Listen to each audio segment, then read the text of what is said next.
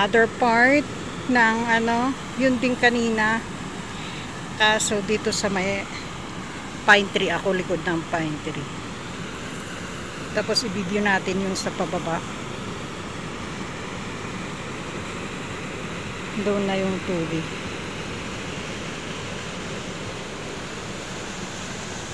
Yan. So, ganun ang ilog dito. Mahaba pa sa baba, sa baba. And ito yung garden natin. Yan, yung pananim kong repolyo ay bungi-bungi. Dahil kay Typhoon Igay. O diba yung garden ko yan, tapos tatalikod ka lang. Yan. Talikod. Kasi sa baba niya is yung sa ilog. Tapos yung falls, umikot lang ako nito, hindi ako nag-move ng place. Yan. May falls sa likod ng garden. Yay! At yan ang maingay lagi dito sa aking garden. Ang ilog.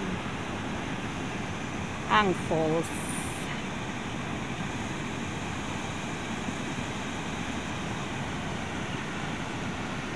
At ang kasamang view ay green na green.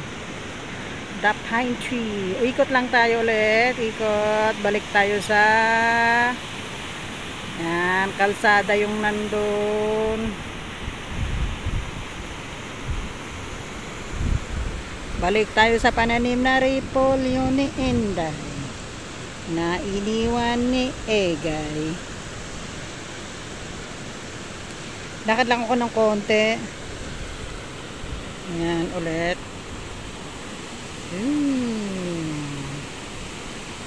Sarang, sarang. Yan, ang clear ng tubig. Clear na clear. Masarap tumampisaw sa ilog. Move tayo ng konti. Makita nyo kung saan nahuhulog yung tubig. Ang falls.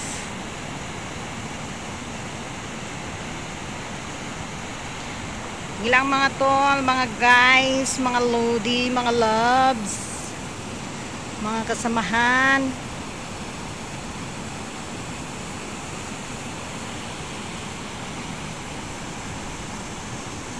Salamat sa panunood, sa uulitin.